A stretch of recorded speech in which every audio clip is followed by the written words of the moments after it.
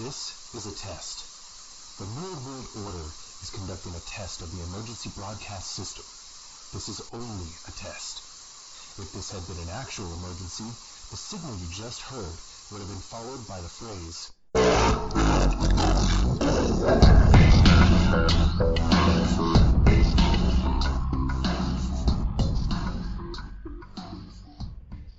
Ladies, gentlemen, and knights of the Nerd World Order, this is the Nerd World Order broadcast. I am the man that you call Dukes, and to my right I have...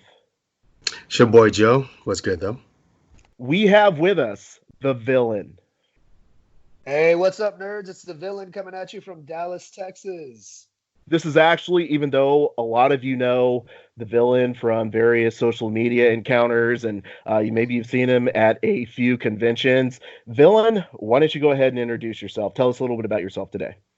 All right, man. So basically, Star Wars was my first foray and introduction into nerddom. I'm definitely old school, with the company included in this podcast right now. The original Star Wars came out a year before I was born, so that one actually is the only one that I did not see in the theaters.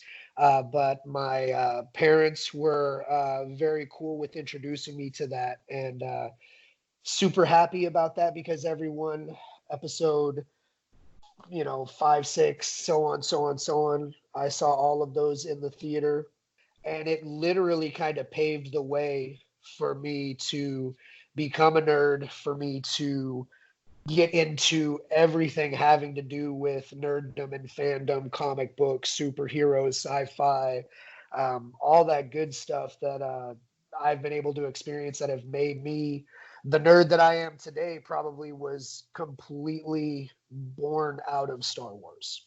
Much like the villain, but for different reasons. The first Star Wars episode that I saw was actually Return of the Jedi. Later on, I went back and saw, obviously, A New Hope, Empire Strikes Back, and then Return of the Jedi.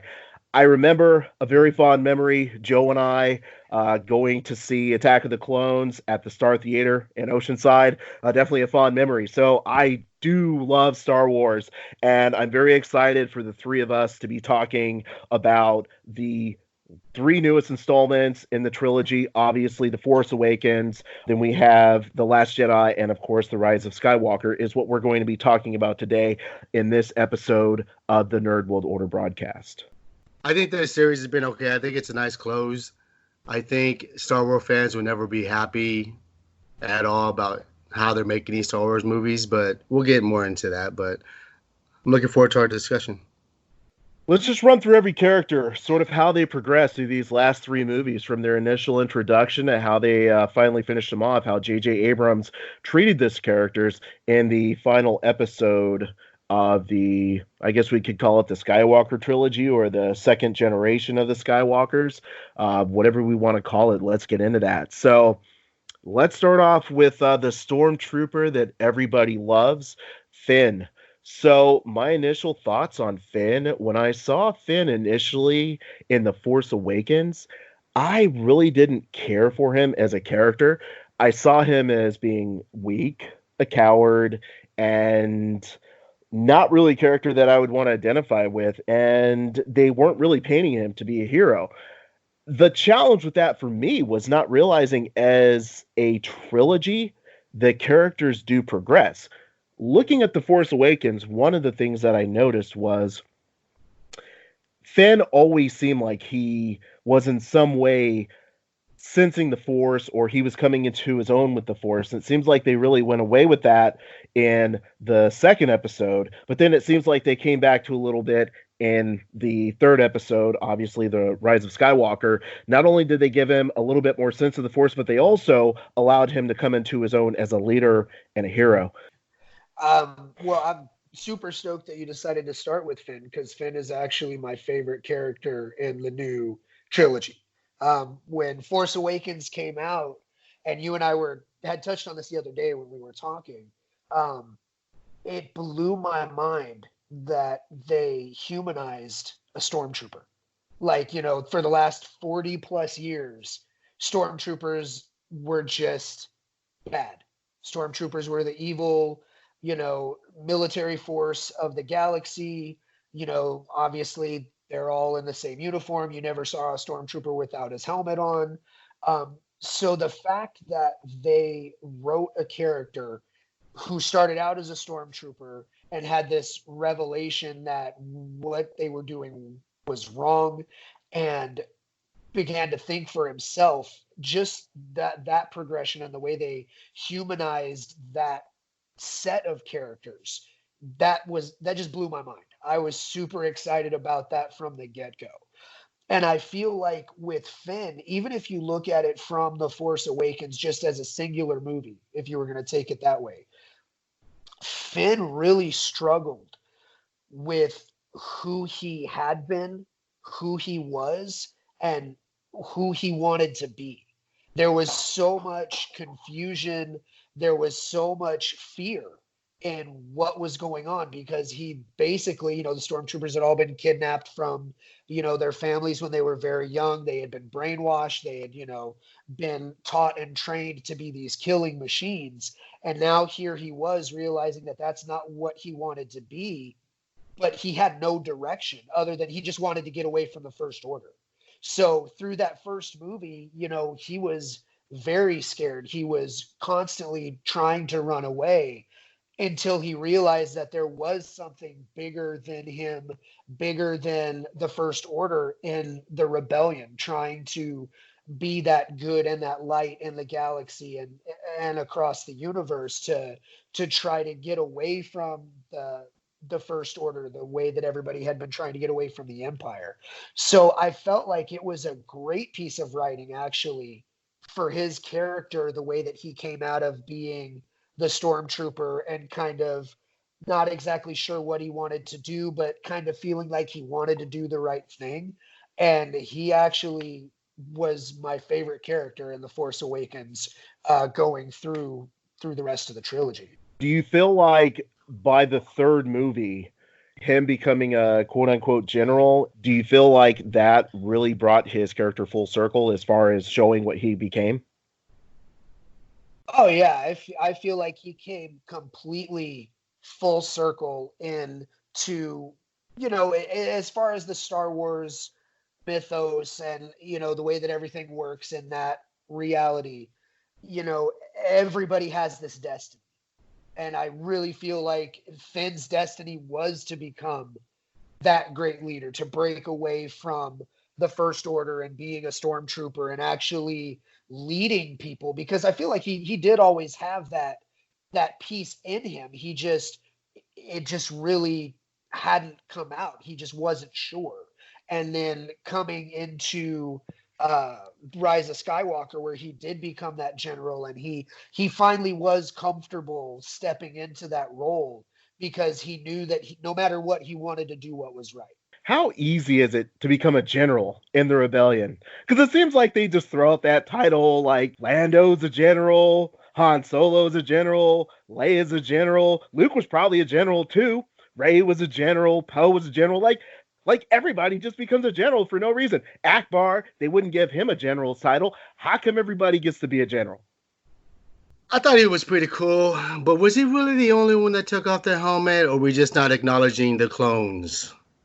They were stormtroopers and they took off their helmet. Are we just going to not acknowledge that because they're clones? I mean, they took off their helmets as well. So you're talking about the previous, like the prequels and stuff? Is that what you're referring to? Yeah. So I feel like with the clones weren't actually stormtroopers yet. The clones were a completely different thing altogether because they were clones.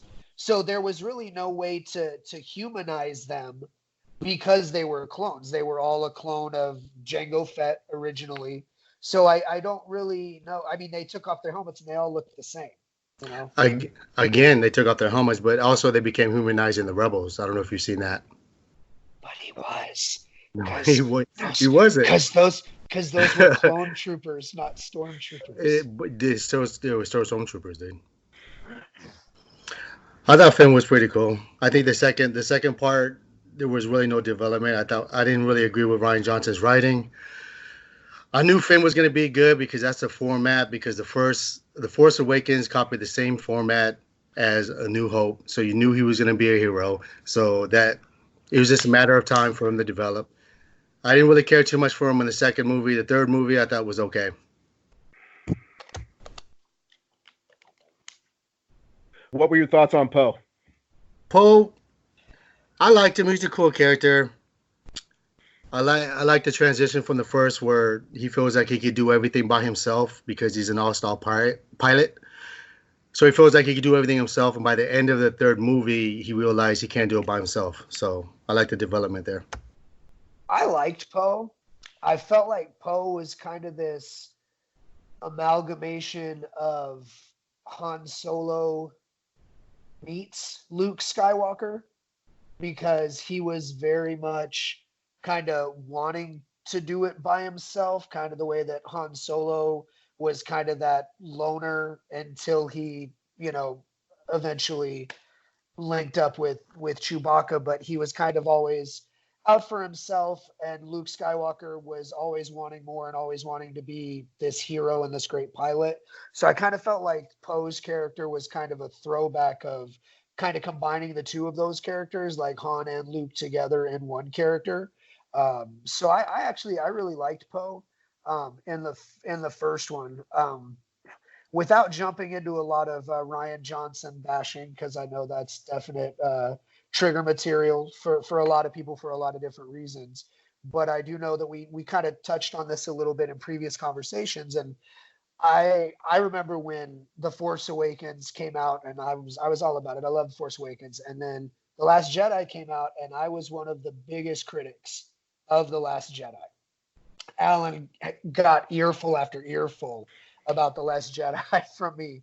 And I actually just went back and I rewatched it prior to The Rise of Skywalker coming out. And I rewatched the entire series, but I wanted to sit back and kind of try to watch it without having any preconceived hatred or critique going into it. And I do have to say it wasn't as bad as I had originally, lashed out at it for. But something that I did kind of recognize, and we had talked about this probably about a week ago, I think, was that Ryan Johnson's writing made the characters very one-dimensional in The Last Jedi, and it made it really hard to identify with the characters or to have the characters have a connection with each other, and it was a little rough to watch. I don't necessarily feel like the movie was as bad as I had originally said it was to begin with, but I noticed that, this time around watching it, that it was the characters just seemed very one-dimensional. It was very hard for me to identify or to believe any of the relationships that were developing within that. Looking at Poe as a character, I feel like his character arc was actually completed in The Last Jedi. And I think Joe and Chance both explained that very well, which was initially he felt like he could do everything himself. He felt like he had to be the hotshot, the maverick of the rebellion, so to speak.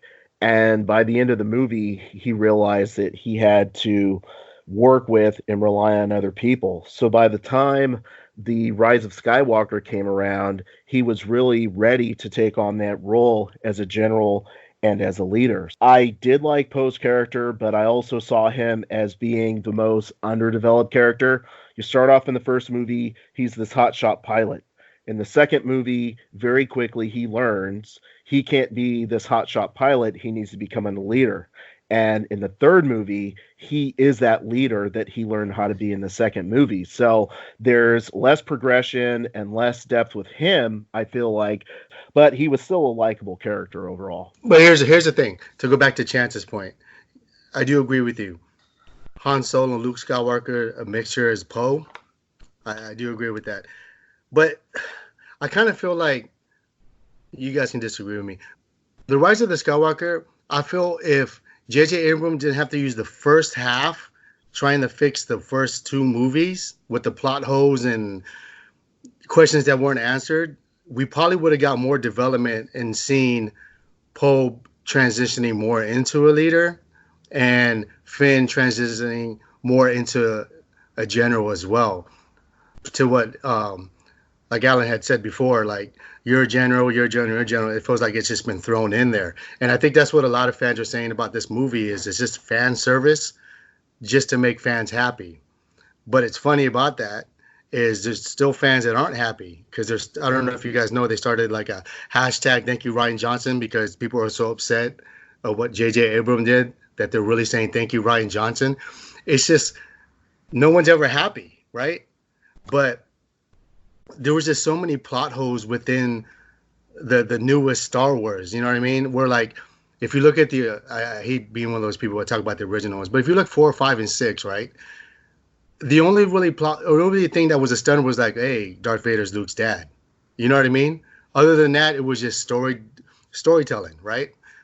Each character had their moment that was developed. You fell in love with them to the point where you thought Han Solo was dead. You know what I mean? You felt for the characters, which I think these 3 movies, they haven't brought not just Star Wars fans, but any fans into the movies and you generally care what happens to these characters.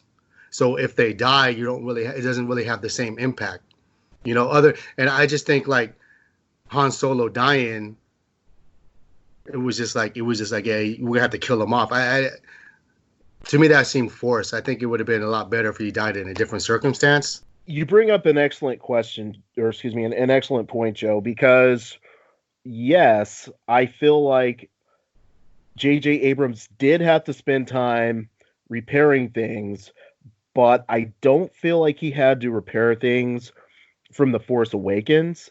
I feel like he had to join The Force Awakens with The Rise of Skywalker very quickly and minimize all the damage that was done in The Last Jedi. So I agree with you 100%. A lot of stuff seemed forced and rushed, but I have to thank J.J. Abrams for not giving me a 3-hour monstrosity like Endgame.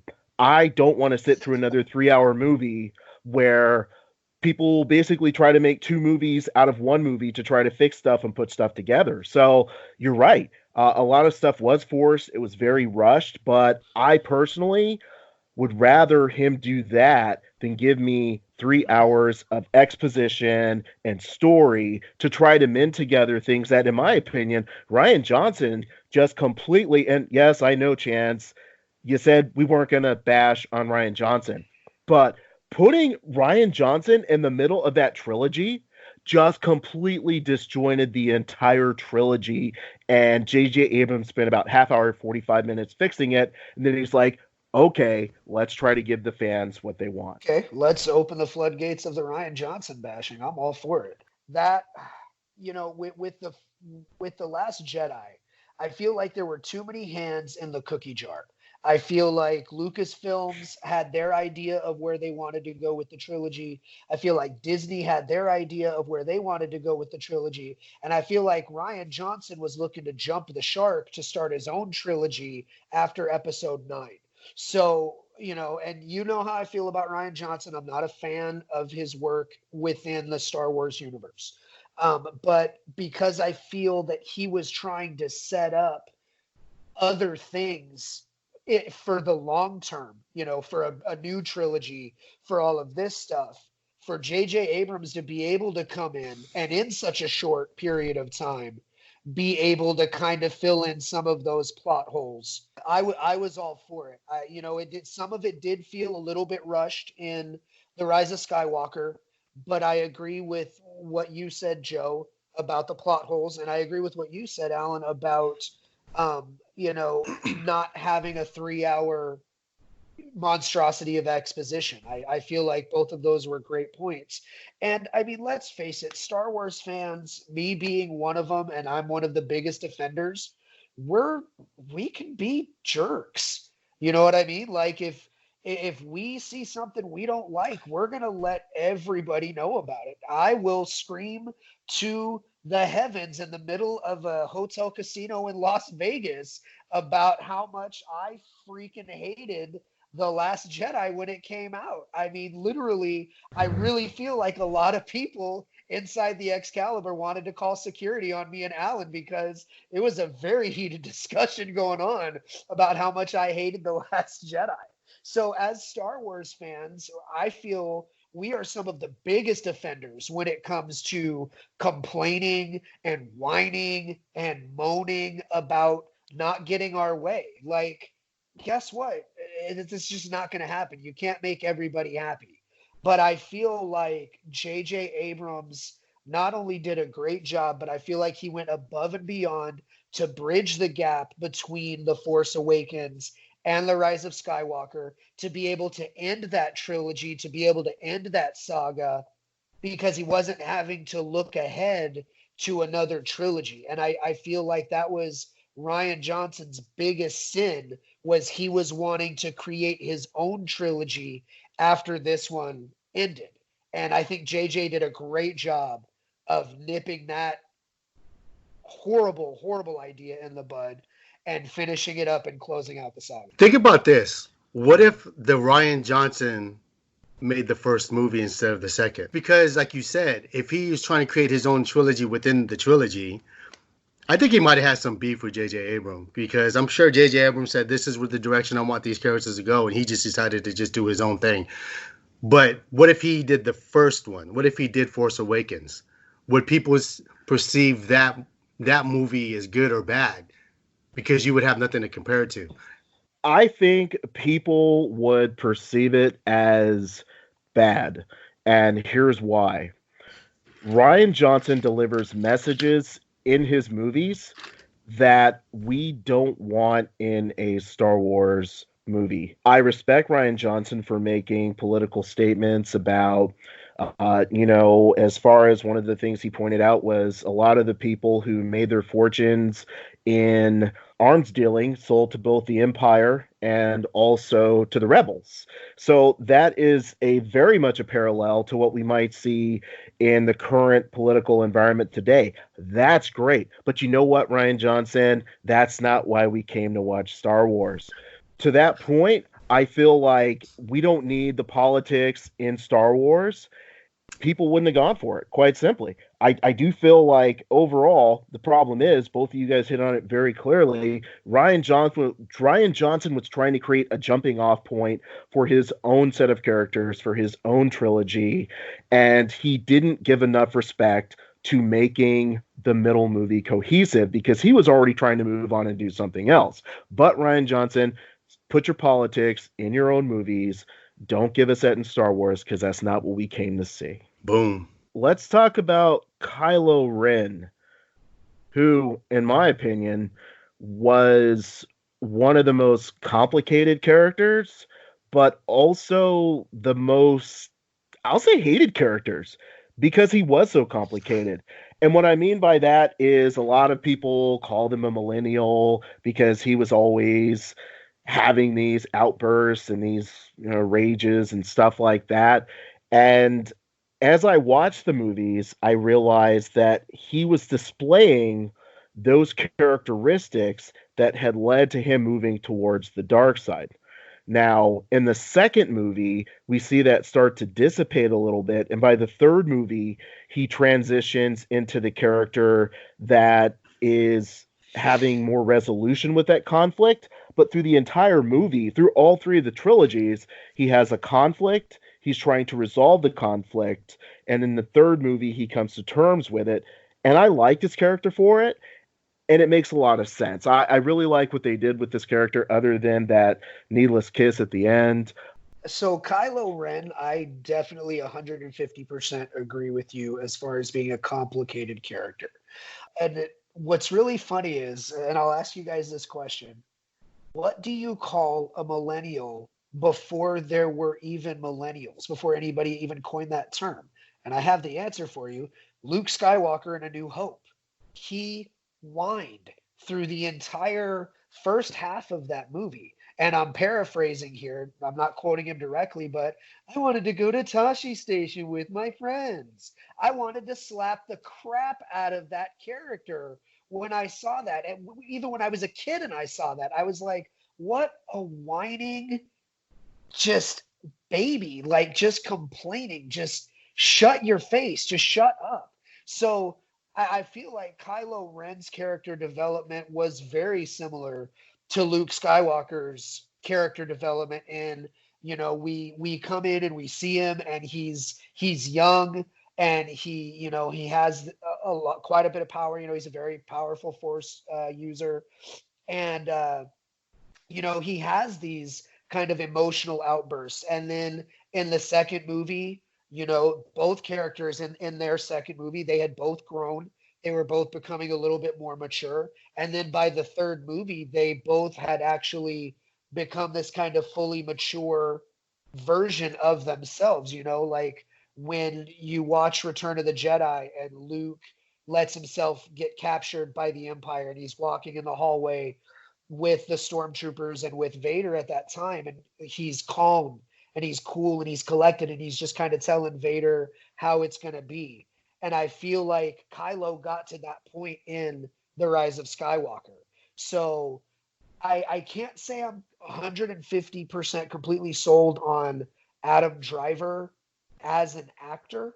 I don't not like him, but I don't know how much I love him.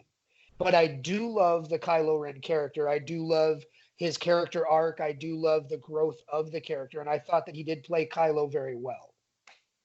You were totally right about Luke Skywalker, bro. I forgot how much of a whiner that dude was, right?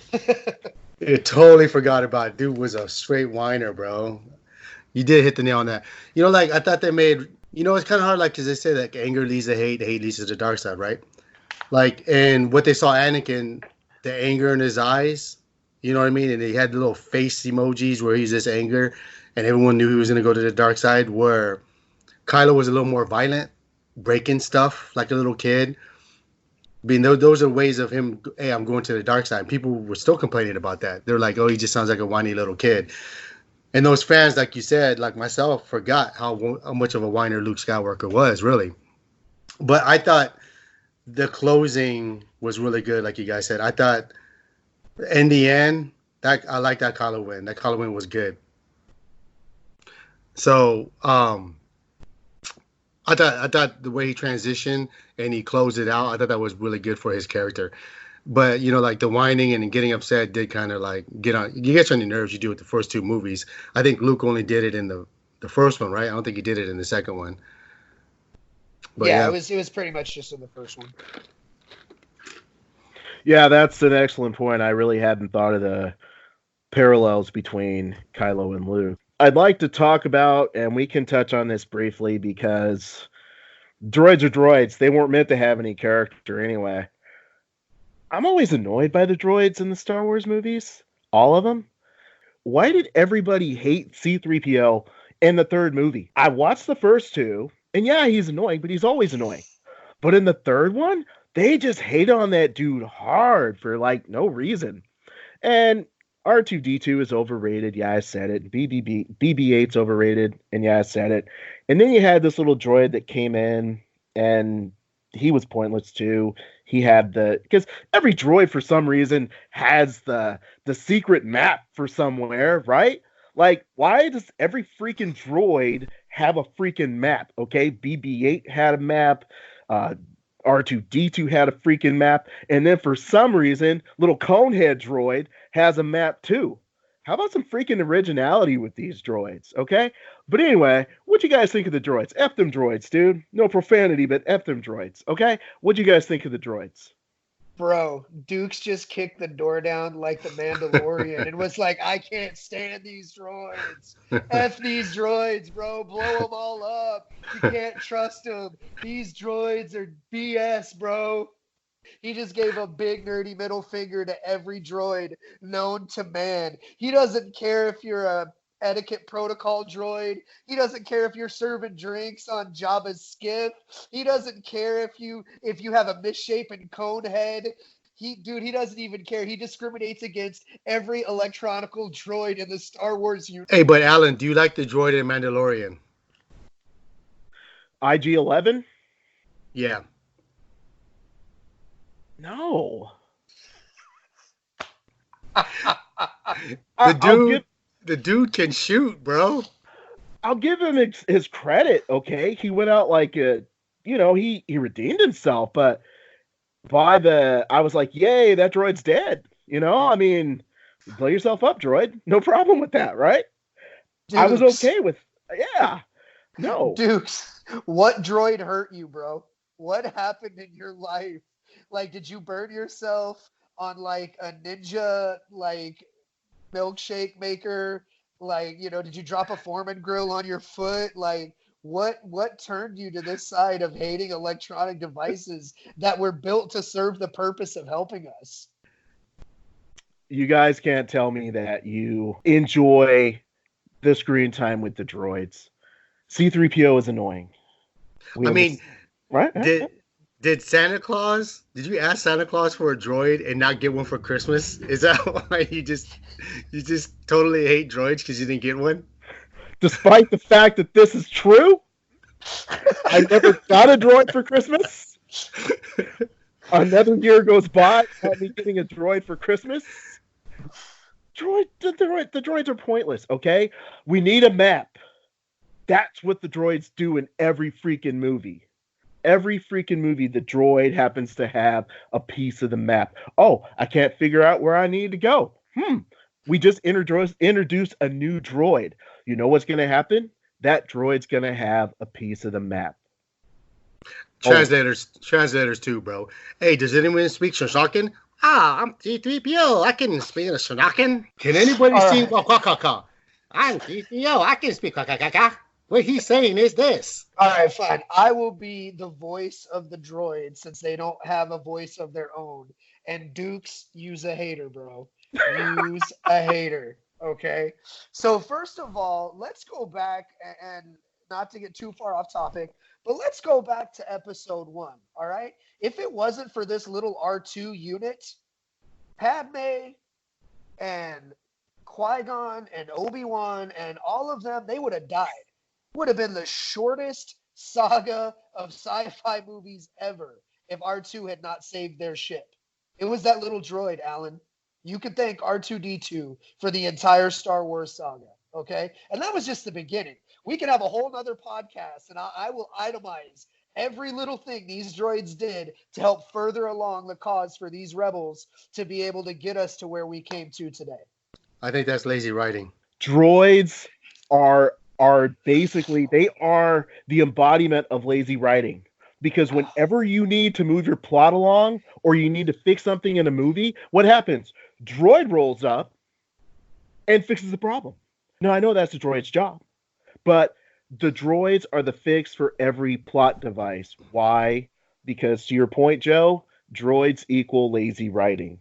But dude, also take this in consideration. We were kids.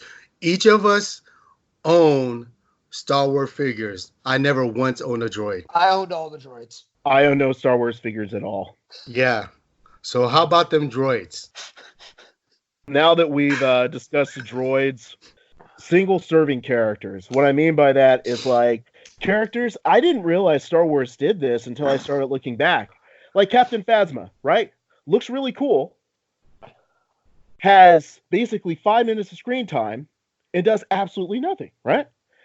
Star Wars does that. Like Boba Fett. Everybody loved freaking Boba Fett. I know that's the first 3, but everybody loved Boba Fett. But Boba Fett got like 5 minutes of screen time. Are there any characters that you guys would have liked to see more screen time in this trilogy? As far as this trilogy, I like the idea of leaving the audience wanting, because the direction that Disney is going, this is going to give the Disney Plus streaming service a lot of material that they could move forward with original programming. You want to talk about single-serving characters? Star Wars, I think, has coined that phrase probably better than any other franchise. You've got Phasma, who was a badass character. Mace Windu, Boba Fett, Darth Maul. I mean, you've got all these characters that people, I mean, we're chomping at the bit for 2 seconds of screen time with these characters. And now Disney has this entire universe of original programming that they can build around these single-serving characters. Dude, I would pay premium money for a Darth Maul original series or movie. Captain Phasma. I would watch a Captain Phasma series. I would binge that in a day. Mace Windu. Give me a Mace Windu origin story. You can't ever get enough of Boba Fett, in my opinion. So those single-serving characters are amazing, and I think for them to have built this entire universe, this entire galaxy of these main characters, but yet still at the end of these movies, and you brought it up perfectly, who are we also talking about? We're talking about these character developments, and we still need to talk about Rey as well, but we're talking about these character arcs and these character developments, but we still are making time in this podcast to touch on these characters that literally had 2 lines, 3 lines, 5 minutes of screen time, no lines. And we're bringing them up because they are these amazing characters, whether it be visually or the fact that they're mysterious and we don't know a lot about them, whatever the reason may be. I'm hyped about the single serving characters. Give me more, give me more, give me more. I will watch so much original content on these single serving characters. I love the single serving characters almost as much as I love the droids, Alan. At the end of Revenge of the Sith, he could have died later on. Yeah, Disney Plus could do something with those characters that you like, but are they though? They might not. You know what I mean? I don't see them doing it. But what I do hear they are going to focus on is they are going to create Star Wars shows within the Disney Plus that's going to be kind of like how they did with the Marvel movies. And it's going to connect to the future Star Wars movies that they're going to have. That's what I hear that they're planning on doing. Yeah, I think that would be cool. I mean, if I never get a Mace Windu movie or touching on Boba Fett, I feel like Boba Fett was adequate, but transitioning the idea of a Mandalorian and creating a new character around that was just phenomenal.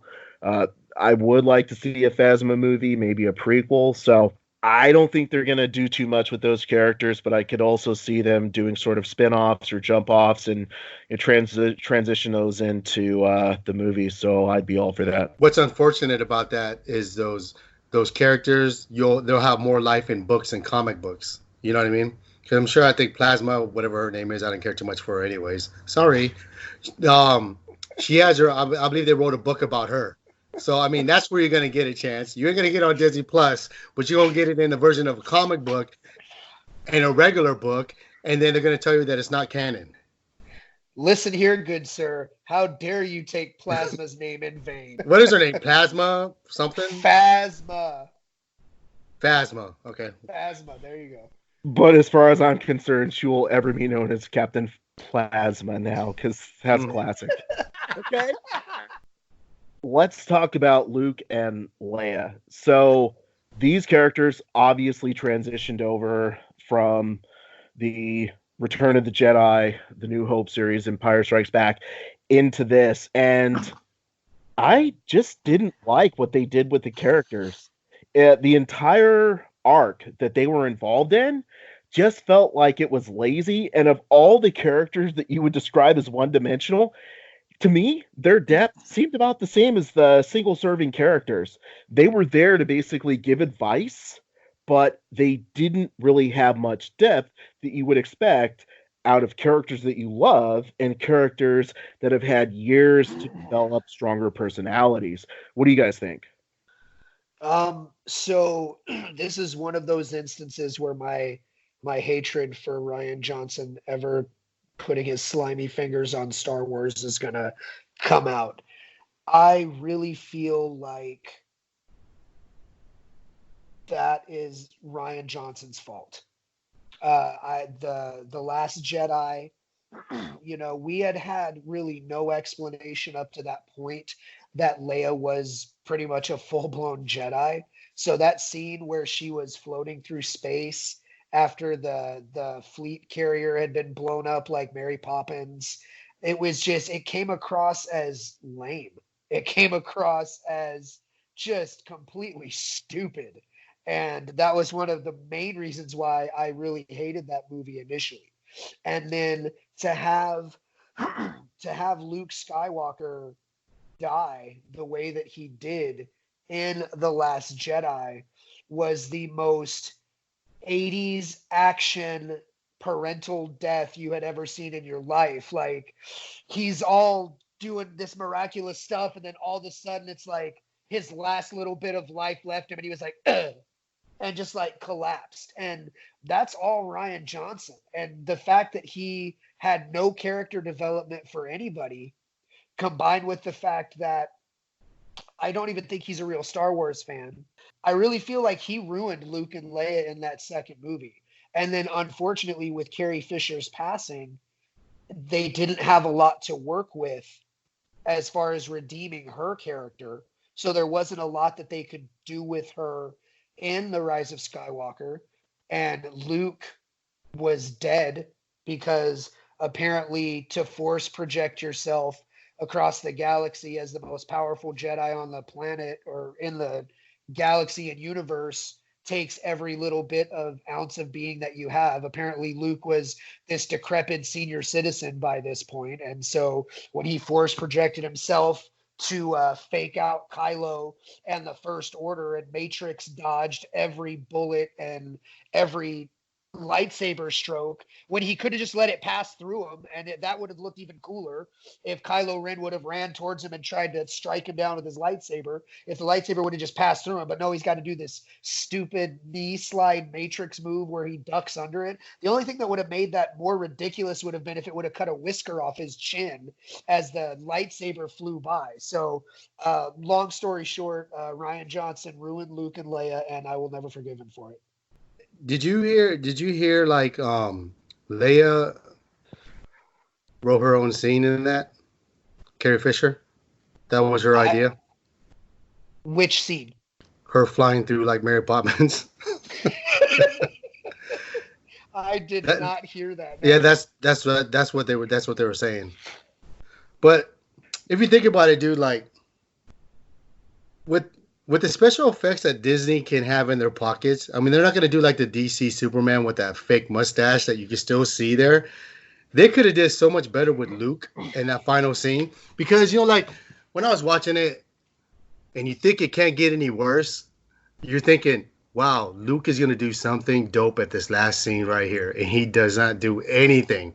And to your point, like you said, with him dying and disappearing, if you're going to stick to the same format, which is similar to the 4, 5, and 6, I'd rather have Kylo strike him, like you said, with the lightsaber, and he just disappears that way instead of disappearing at some rock. But, yeah, I mean, seems like we're bashing Ryan Johnson a lot, but he did kind of like ruin a lot of things about Star Wars. When I had that initial conversation with Chance regarding The Last Jedi, I didn't have the perspective of The Rise of Skywalker. Rise of Skywalker was a good movie, but Rise of Skywalker was also damaged by The Last Jedi.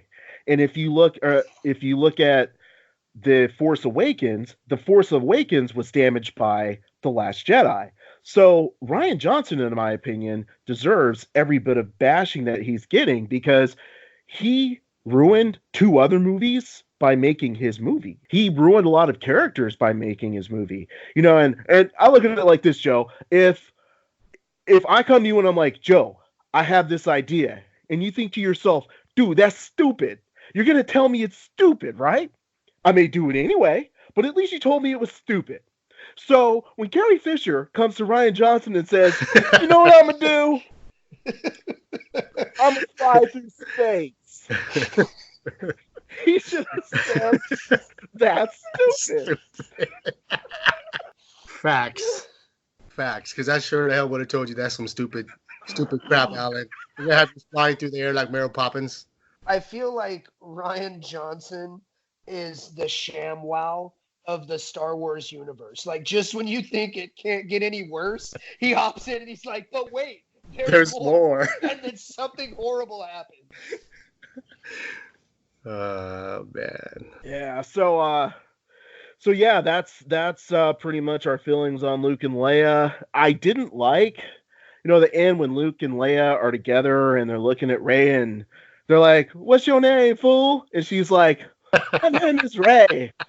They're like, "Don't you have a last name?" She's like, It's Shelby Skywalker. I was like, this is dumb. Like, that was the reason they made the name of the movie?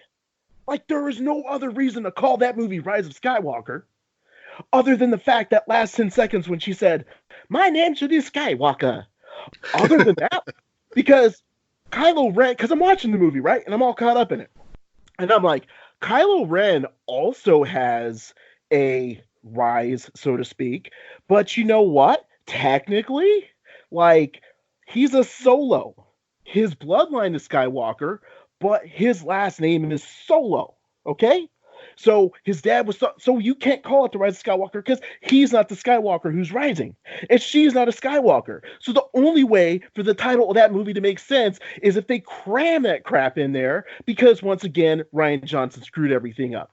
So I don't know, dude. That whole thing, the way the way that Leia was supposedly training Rey to be like a Jedi, but for some reason, as we saw from the first two movies, Rey was a badass Jedi anyway. Okay, No doubt. it didn't seem like Leia gave her any more skills. All she did was teach her how to jump over canyons with like a helmet on. Okay. Hey, did you think some of the scenes with Leia in it seemed a little weird, like off? Yes, I did. Like it didn't seem real. Like I don't know. You could tell. Like remember he said he had some extra footage and he threw it in there. Like you could tell. It seemed like they had to put it in there to try to merge the Rise of Skywalker with the Force Awakens. So they had to merge those scenes together. They had to put those scenes together. The fact that they had killed off Luke Skywalker, they had to find a way to bridge all that together, which is why they had these four scenes that didn't exactly feel right. So to your point, one of the things you guys talked about was beginning of the movie feels really forced and rushed. Part of that dynamic of feeling forced and rushed was the fact that they had to manipulate and put Leia in a role that, in my opinion, she never seemed like she was right for. Like when Chan said, like out of nowhere, all of a sudden she's this badass Jedi and nobody ever knew it, and she can fly through space. Well, yes, that's true, but we never accepted that. We never accepted that, especially when she did the Mary Poppins, right? So now we go from her being the Jedi that we never accepted to her training someone who is, by what we've seen, already more powerful than her. So the whole thing just doesn't feel right. I completely agree with what you were saying, and I mean, we'll never know, but we'll always be left to wonder, if Carrie Fisher had not passed, would a lot of those scenes gone differently? Would Leia have been portrayed as a more powerful Jedi because they would have had the actor there to create those scenes, that sort of thing? Because the way that I think of it, Rey, going back to what you guys had said, Rey literally with no training is one of the most powerful Jedis we had ever seen since who? Anakin Skywalker, who was exactly the same way. He literally had this, aura about him of he was just this amazingly powerful Jedi at a young age with no training, who went on to become basically the most powerful Jedi, the galaxy had ever seen. The difference between Rey and Anakin was Obi-Wan was a believable Jedi instructor. You know what I mean? You always felt like, yeah, okay, Anakin was a much better swordsman than Obi-Wan was. Anakin had way more control over the Force than Obi-Wan did, but Obi-Wan was a great teacher. He was a great instructor.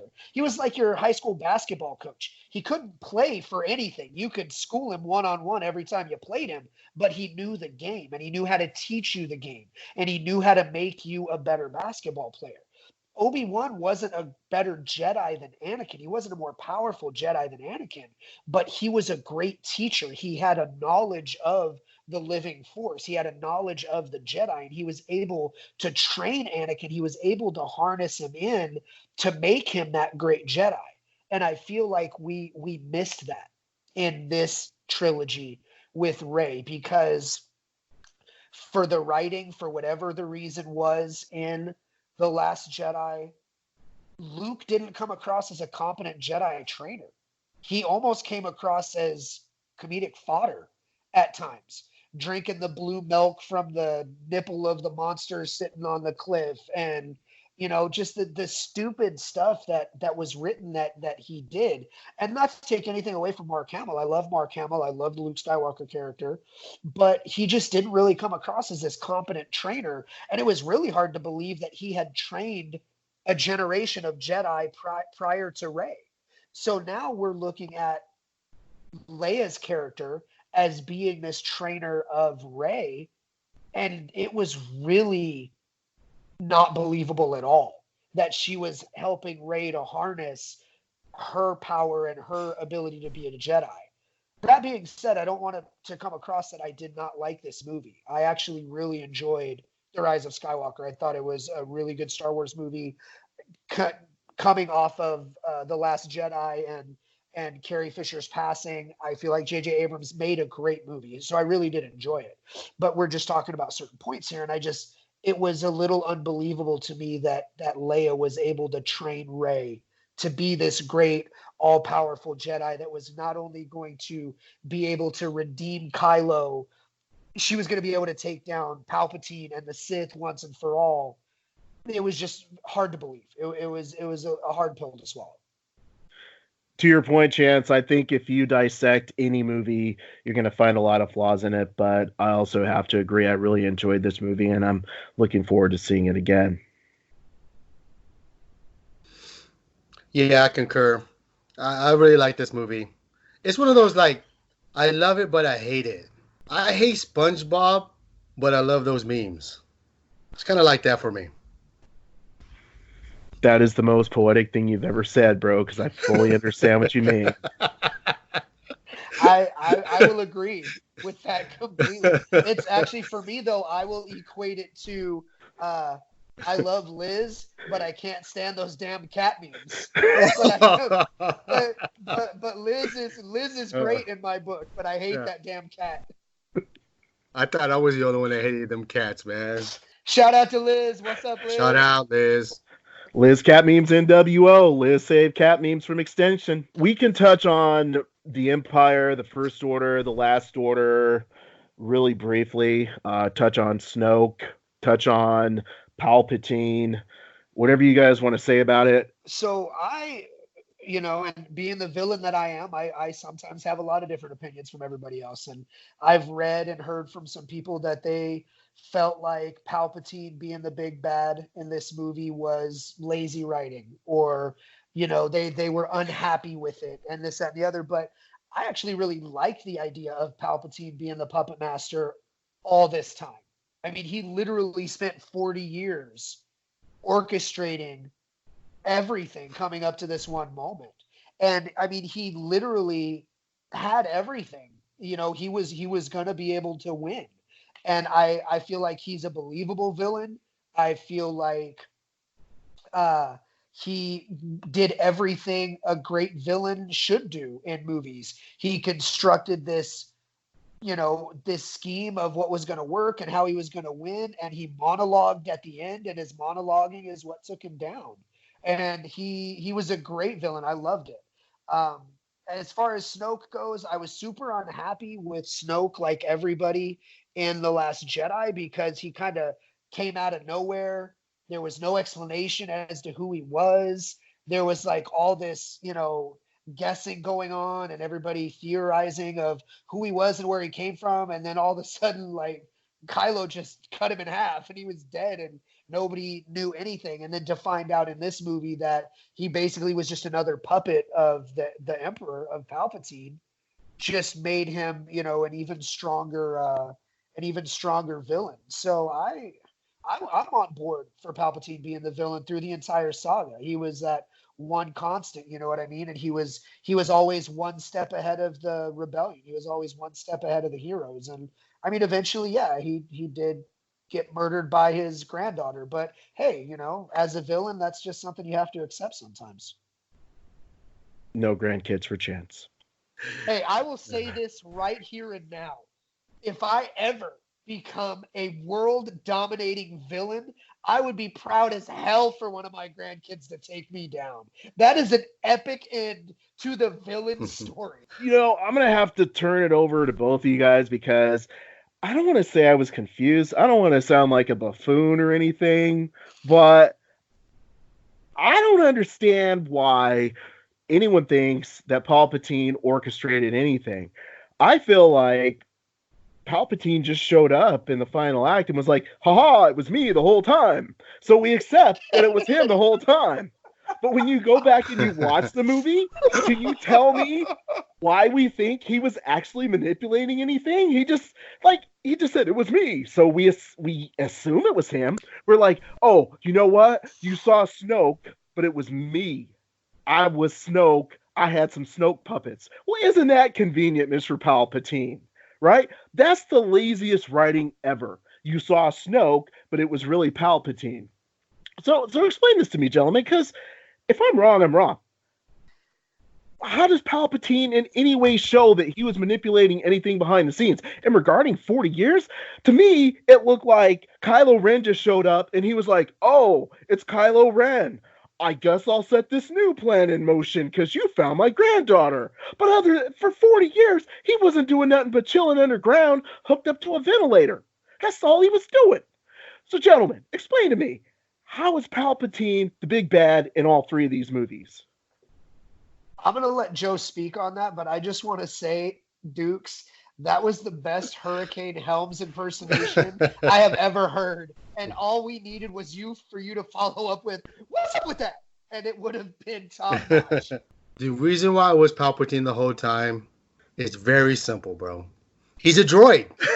That's why you hate Palpatine. And that's why you think he can't do any of the things that he said he was doing. He was hooked up to that machine and those monitors. He had all those plugs in the back, like Neo from the Matrix. So I'm going to agree with Joe on this one. Palpatine, yep, hashtag Palpatine is a droid. You know, the funny thing is like, if people go back and watch, I want to say it's the Revenge of the Sith where he was telling Anakin, he's like, hey, his old master had a way of cheating death. And that's basically what he's been doing the whole time for 40 years is cheating death. But I think, because again, Rian Johnson jacked up The Last Jedi so bad, you have no choice but to say, hey, Palpatine had clones of Snoke. What I hate is a lot of fans, when they do YouTube videos and they do the little theories of who Snoke is or whatever, I watched this one video, I don't remember who did it, but they had a theory that Snoke was Mace Windu. And the whole theory that led him up to proving that he was Mace Windu was so much better than you finding out in The Rise of Skywalker that he was just a clone. It's amazing how, like, they get paid to write things and it doesn't come out as good as people that don't get paid to do any writing or anything that they do on YouTube, and they come up with better ideas than what we see on the screen. I completely agree, Joe. I feel like this entire podcast feels like we're being paid millions of dollars to come up with these ideas, but yet all free, all for the nerds, all for the internet. You're welcome. So let's talk about Palpatine's granddaughter. Rey turned out to be, I guess, the main character in the movie. I don't know. I just, like I said in the beginning, when I talked about Finn, I felt like Finn was becoming force sensitive, and for whatever reason, they moved away from that, and Rey was sort of the focus of the final act. What are your feelings on Rey from The Force Awakens through the end? So for Rey, it's funny. I have, to coin a phrase that Joe was using earlier, I have a love-hate relationship with Rey because I feel like her character was very generic. It was very vanilla. It was, I'm the hero. I didn't know I was the hero. I'm somebody important. I didn't know I was somebody important. I'm going to lose. Nope. I'm going to win. But Daisy Ridley, as an actress, actually made me invested in that character because I feel like she did a great job playing that character, playing to those strengths, playing, she starts out as this, innocent young person, basically, who was just waiting for her family to come back and find her, to being thrust into this galaxy-wide battle, to realizing that she has all of this power, to realizing she was, pretty awesome, to realizing that, she was going to become this powerful Jedi. So even though the character itself was a little, I don't want to say boring, because she had some really cool parts, like here in The Rise of Skywalker, when Kylo's flying in on his TIE fighter and she takes off running and then does that, run and jump back, twisty flip, and cuts the wing off his TIE fighter with the lightsaber. That was dope. That was really, really awesome. So I feel like even though the character itself was a little bit boring at times, I was still invested in that character, and I was invested in that journey, even though we pretty much all knew what was going to happen. I didn't really feel like her character was as exciting as Poe or as exciting as Finn. But I still really liked the dynamic of the three of them together. It was a throwback to Han and Luke and Leia in the original, 4, 5, and 6. The three of them against the bad guys in the galaxy. So I liked it. I liked the character. I feel like they were really trying to make parallels between her and Anakin. So they kind of wanted you to feel like she was going to be tempted by the dark side. But even at the very end of that movie, I know for me personally, I never felt like she was going to stray from, being a Jedi. I never had that, thought in the back of my head. You know what would have been dope? If she would have just became Sith. You know what I mean? You're going to mess up the trilogy anyways. It'd have been dope if she would have just been Sith. Kylo would have got back to the Force and then had that little battle there. I think that would have been more interesting for her character. I could have seen it more that way because she was getting more powerful than Kylo. If it was Ryan Johnson, of course. But you could tell she was getting more powerful. It'd have been awesome if she would have just flipped the script. And then that was one of the things I was talking to Alan about. Remember we went to D3 or D23, I think it is. Yep. And we saw that trailer, and she freaking had that dual red lightsaber, and I was thinking, oh, dude, that'd be so awesome if they were going that way, which they didn't. But I think that would have been a cool dynamic. I think everybody would have not expected that, but I think it's just fan service. I think, man, just to make people happy. I think that's what J.J. Abrams was aiming. It was so messed up. Let's just make everybody happy. I feel like Chance is being generous because one of the things that he said was Daisy Ridley.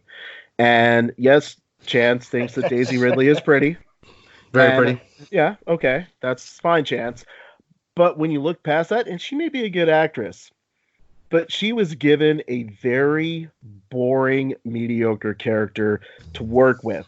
Now, if we're to say that Poe and Finn are secondary characters, and she is supposed to carry the entire movie, when you really think about it, she's the Luke Skywalker of this trilogy, right? And one of the things that you guys said, Chance brought it up really good, Joe agrees, and I agree too. Luke Skywalker was a little whiny crybaby, right? At the first movie, and then later on, he starts to learn the Force, and he goes off, he learns with Yoda, and then at the end of the third one, he's really confident. Like, he has the all-black suit. He's confident.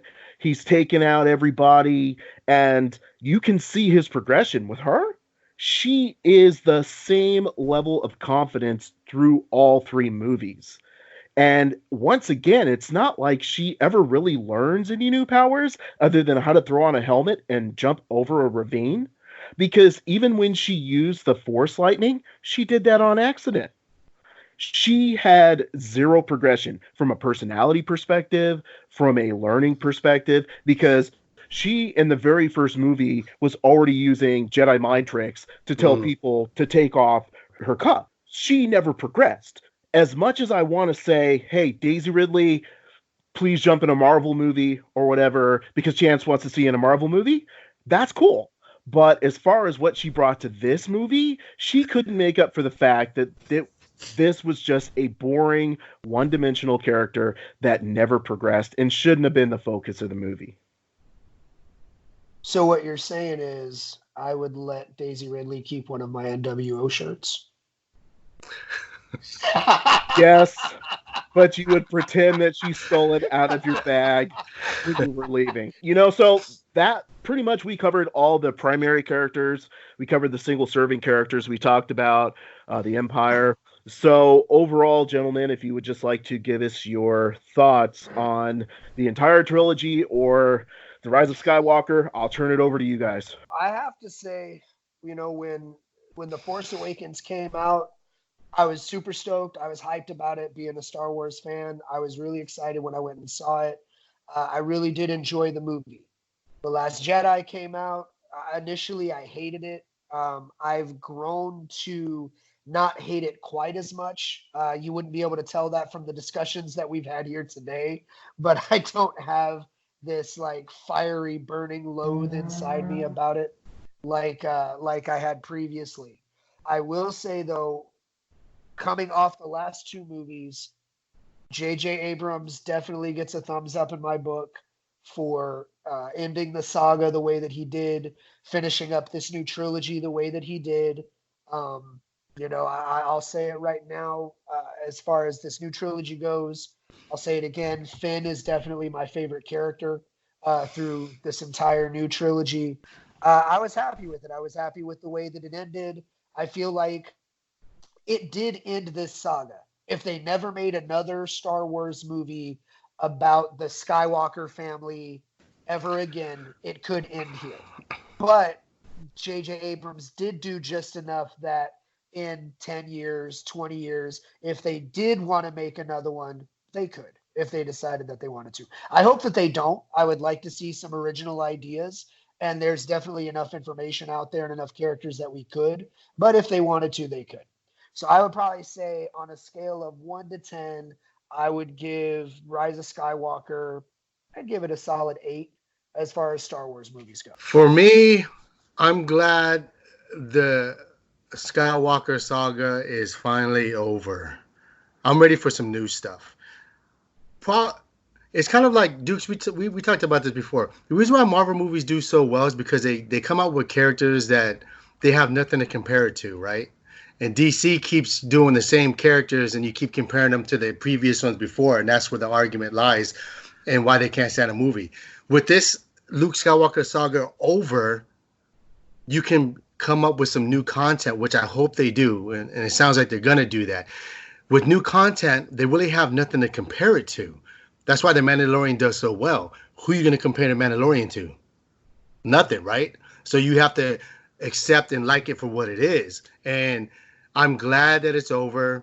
I'm glad JJ took the last movie, like Chan said, and just finished it good. I mean, I do like the movie. Yeah, there's some things that I have issues with it, but I do like it. People should go out there and watch it. And it's a good close to the whole Luke Skywalker saga. Now I'm just waiting for some new stuff. And Star Wars fans are still complaining about it. But I'm ready for some new beginnings. And hopefully we get that. So, biggest takeaway for me is thank you guys both very much, because I have had a really fun time discussing this movie and this trilogy. So thank both of you very much. I've had a phenomenal time discussing this. As far as the movie goes or the trilogy goes, I have a new way that I evaluate sequels. And to me, this trilogy was a sequel of the New Hope trilogies. Was it necessary? Like, when I watch a sequel, I ask myself, was this crap really necessary? Do I feel like I got any more out of my understanding of the first movie that I'm getting out of this sequel? And keep in mind, I enjoyed The Force Awakens and I enjoyed The Rise of Skywalker, but this crap wasn't necessary. We didn't get anything more out of the Skywalker family than we did before, to the point of where they have to force feed a way to really make this into a Skywalker movie by saying, "Oh, what's your last name?" "Tis Skywalker." Otherwise, there ain't no reason to have this be The Rise of Skywalker. None. So, Yeah, it was a good movie or a good trilogy. It was enjoyable, but was it necessary? No, it wasn't necessary. This trilogy was not necessary. It didn't give us anything that we didn't have before. And to Joe's point, let's contrast that to The Mandalorian. Okay, let's talk about what Chance talked about with the single serving characters. You don't know enough about these characters to be disappointed by them giving you 6 to 8 hours of expanded universe with these characters. And because there was nothing to add in the previous 6 to 8 hours that they'd given us with the previous trilogy and with the prequels, this movie did nothing for me. But to Joe's point, I am looking forward to see more expanded universes with the single serving characters because we don't know very much about them anyway. So, yes, I like the movies. Did I need them? No. If I had to tell someone, watch the movies, I'd say watch them as Star Wars movies to get more out of the overall Star Wars universe, Skywalker universe. No, go watch something else. Go watch the Matrix trilogy. Villain, any final words? Oh man, I just want to say again, super excited to be here. Really looking forward to hearing this and hearing what the nerds have to say as far as their opinions, whether they agree with what we had to say or whether they disagree. Definitely interested in hearing that, and looking forward to doing another one really, really soon. Hey, once again, thanks for joining us, Chance. It's always an interesting. We always talk about Star Wars, and it's just interesting to hear your point of view on, and Alan's as well, point of view of Star Wars. That's a trilogy that no one's ever going to be happy with. There's always going to find flaws in it, but it's going to get critiqued harder because there's so much more diehard fans. So until next time, ladies, gentlemen, and knights of the Nerd World Order, I am NWO. We are NWO. and let your nerd flag fly. Booyah!